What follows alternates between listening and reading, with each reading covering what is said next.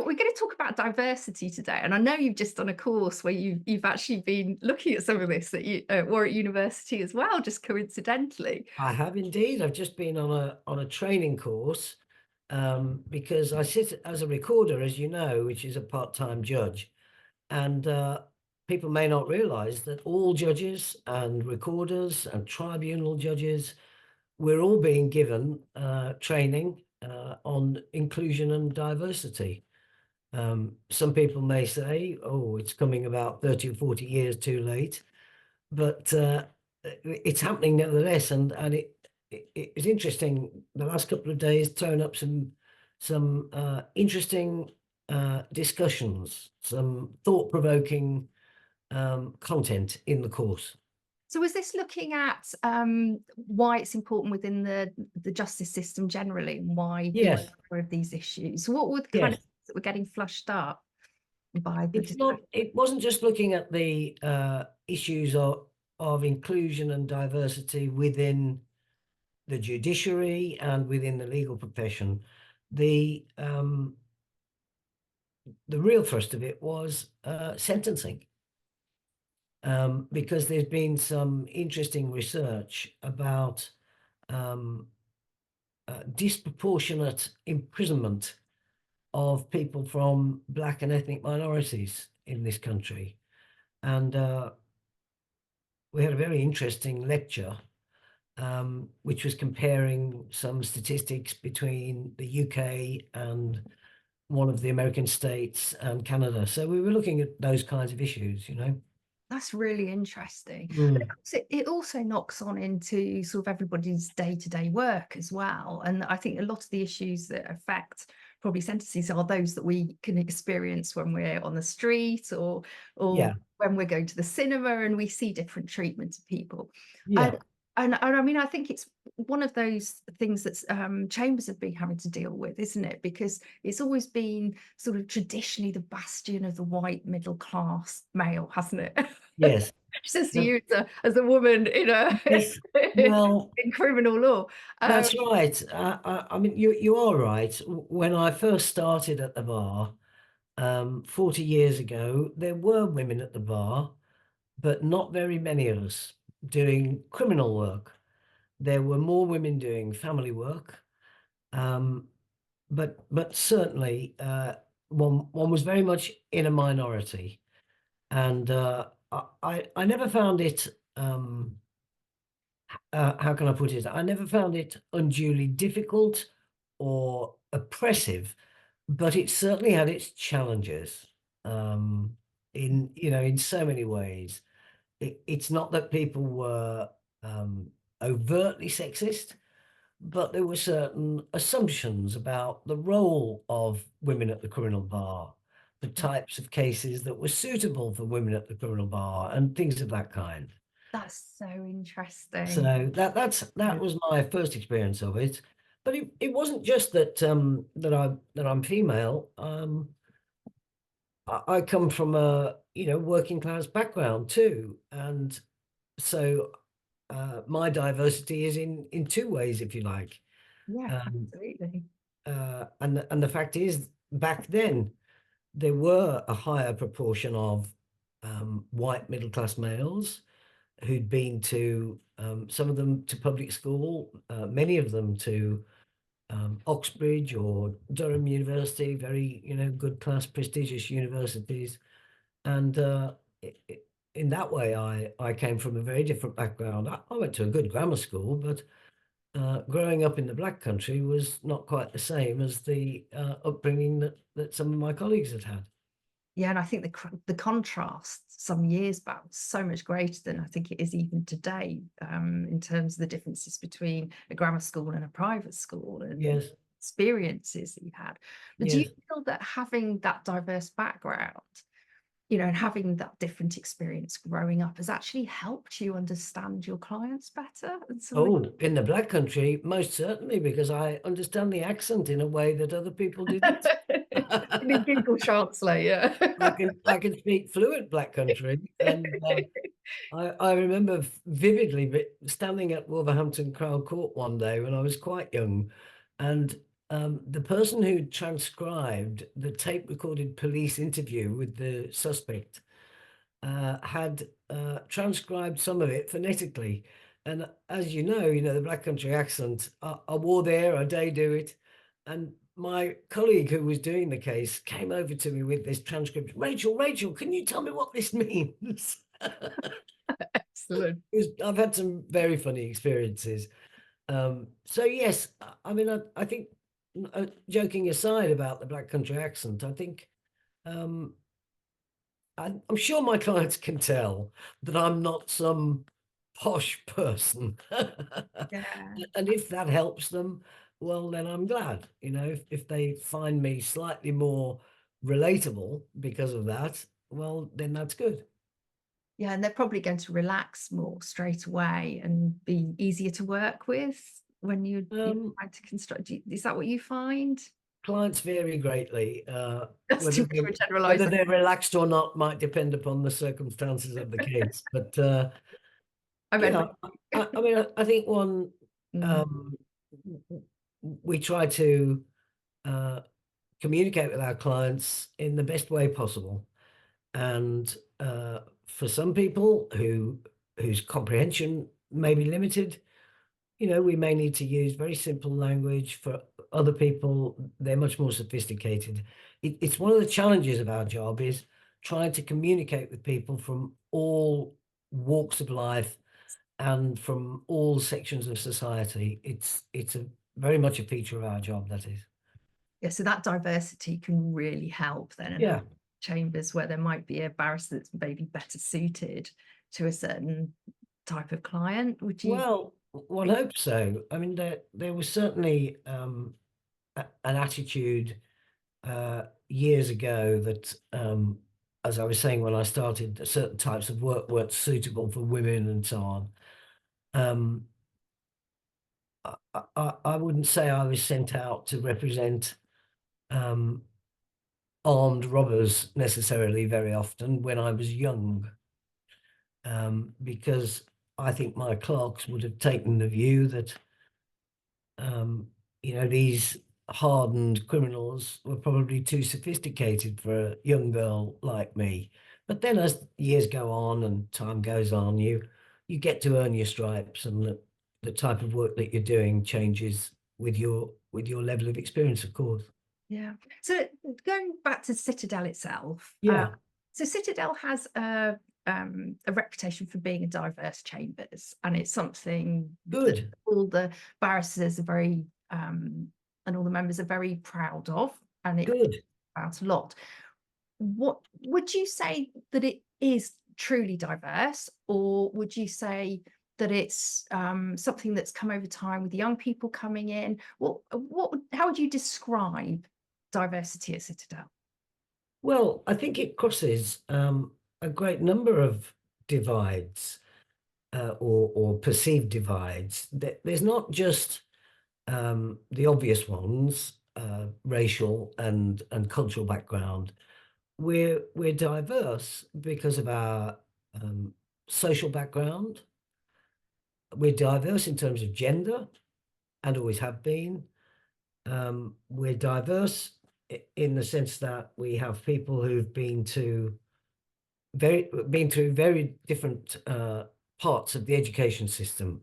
Some of our people went to public schools, many to their local school or local comprehensive. We've got people who were at Oxford or Cambridge or Durham. We've got other people like me who went to what used to be called a polytechnic.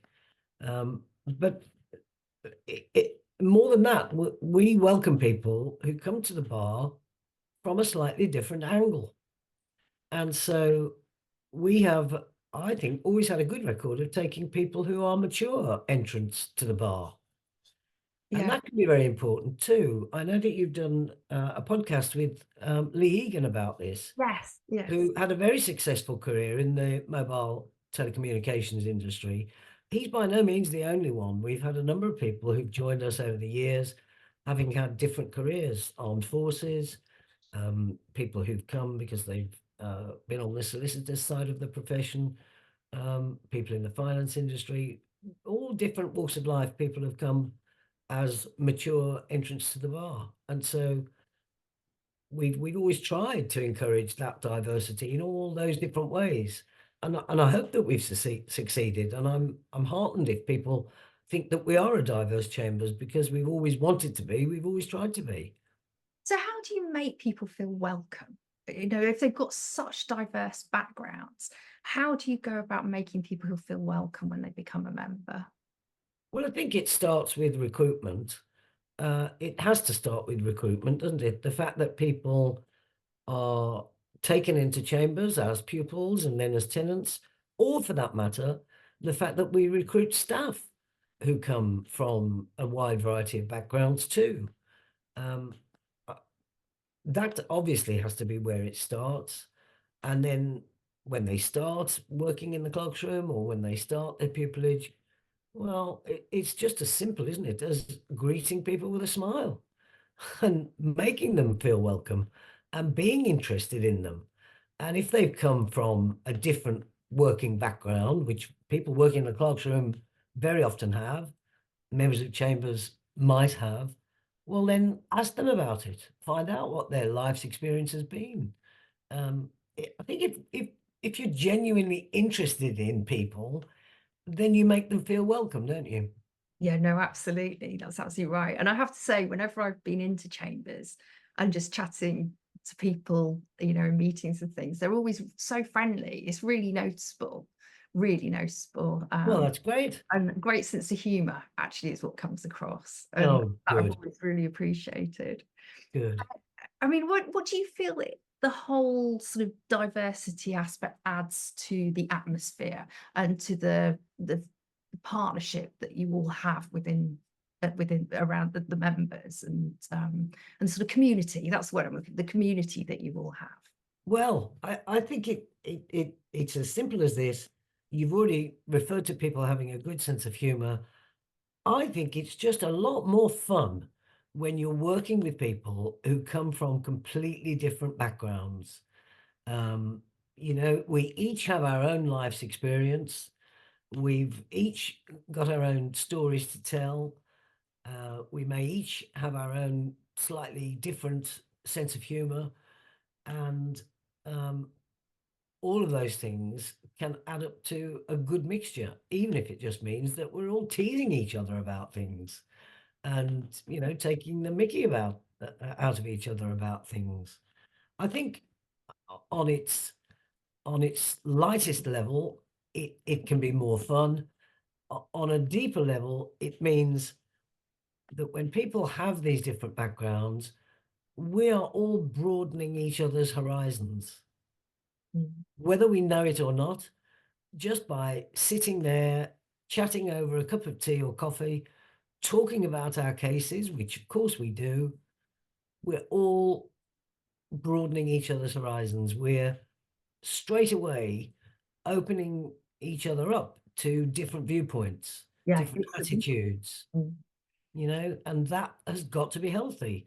Just as it's healthy in society as a whole, then it's healthy in a set of chambers. Yeah, and I expect when you're trying to work through a case, actually having those different viewpoints from totally different backgrounds can really help, wouldn't it? Oh, yes.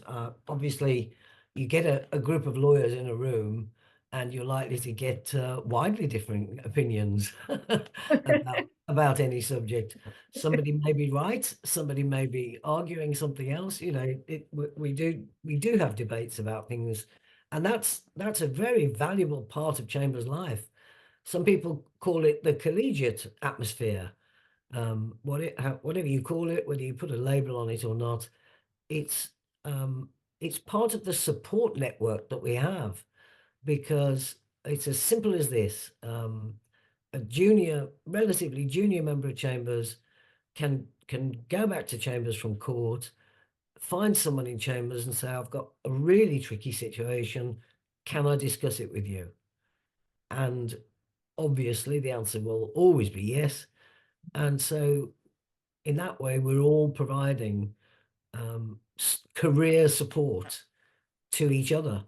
Yes, yeah, that's really important. It's a because you never don't need that support and discussion element, do you? Absolutely. We can all learn from each other every day of the week, and we do.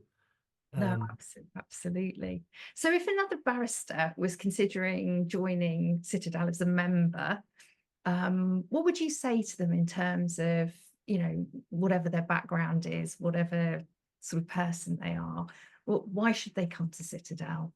well, I'd say first of all, just come and talk to us.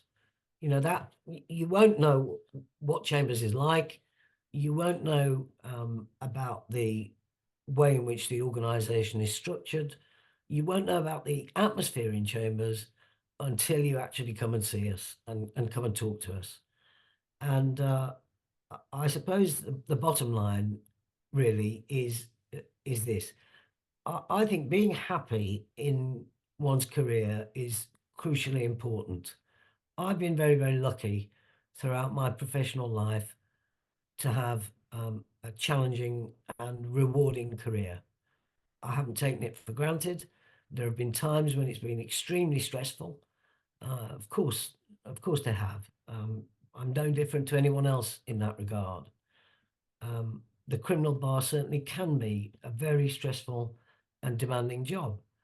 Um, and when you find an organisation where you believe that you can be happy because you are supported and you're comfortable and you're at ease, then that's absolutely crucial to well-being. Absolutely. No, that's true. Finding the right working environment, if you're lucky enough to find that in your life, well, then that's a great blessing. And that's all that we want really for people in Chambers, for them to be happy, for them to flourish, and for them to feel that this is the right working environment for them. And yes, it's not always going to be uh, plain sailing. There are going to be some weeks that are highly stressful, highly challenging. There are going to be some weeks and months that will be easier. There will be uh, continuous challenges in dealing with the criminal justice system as a whole, because we're facing uh, a crisis in so many ways at the moment through lack of resources, lack of funding, and so on. It's never going to be easy, but if you're surrounded by colleagues who you feel respect you uh, and want to support you and want to spend time with you and actually enjoy your company, if you feel that and you can be happy in your work, well, isn't that a marvelous thing? No, So, absolutely. so to anyone who's thinking of applying, I say just come and talk to us. Come and have a cup of tea, talk to our Chambers director, find out what the framework is for joining Chambers, and just come and, you know, dip your toe into the water and see what you think. It's the only way to find out. Excellent, excellent. Oh, it's great to see you, Rachel. Thank you so much for your time, Well, it's a and pleasure. yeah, lovely to see you. All right, you take care. Thanks a lot, Rebecca. You too. Bye.